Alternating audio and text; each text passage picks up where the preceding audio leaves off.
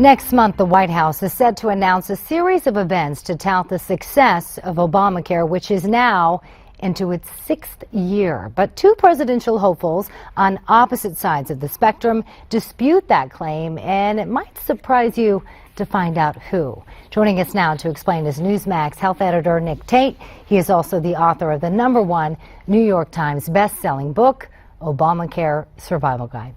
Always a pleasure to have you. Good to be here. Now, obviously, you've been covering Obamacare quite extensively ever since its inception, and you say Sanders and Trump actually share a lot more in common than just being the two so-called political outsiders in this race. How so? That's right. I mean, it's very surprising because Donald Trump and Senator Bernie Sanders couldn't be more polar opposites on most of the issues. But right. On one thing they agree, and that is that Obamacare is a failure, that it needs to be replaced, and it needs to be repealed. And what both of them say is that it needs to be replaced with a system that gives the federal government more control.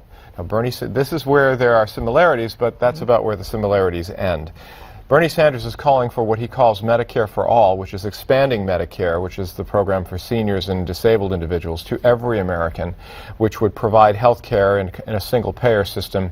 It cost about $18 trillion to do that. Wow. Yes. Okay. Now, Donald Trump is not in favor of Medicare for All, but he has said in many public statements that he would like the government to have a stronger role in negotiating costs with doctors and care with hospitals and providers in a more direct way, which is one of the hallmarks of a kind of single-payer system. So in a funny kind of way, the two outsiders are saying what we have is not working, it's broken, and we should fix it by giving the federal government more control. So how much would that plan cost? There's no number on that, and there aren't a great deal of specifics there in the way that there are with Bernie Sanders' plan, but you can bet it would not be inexpensive.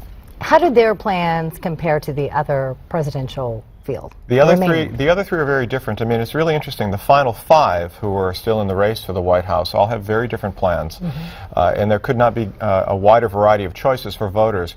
Ted Cruz has basically said he wants to repeal Obamacare and has not said what he would replace it with, if anything.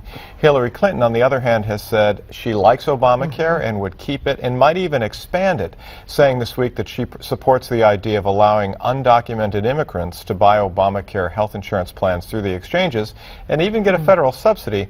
John Kasich, characteristically, has kind of tried to stake out a middle ground, and while he opposes Obamacare too, his state has embraced the Medicaid expansion that Obamacare provides, and he has said he would work with both Democrats and Republicans to come up with a better alternative. Now, I know you're trying to be bipartisan here, but which of these plans do you think is more realistic? I think it really depends on, from a voter standpoint, I think it really depends on whether you think that health care is a right guaranteed by the Declaration of Independence, the right to the pursuit of life, liberty, and happiness, or whether it's a privilege that the free enterprise systems should run. I think probably there are, if I could cherry pick, I think what each of the candidates has to say has some merit. Okay. But what the mood of the country is, as in 2008 and 2012, the mood of the country will determine in 2016 which of those plans will emerge depending on which president candidate wins. Tate, thanks so much for joining us. My pleasure.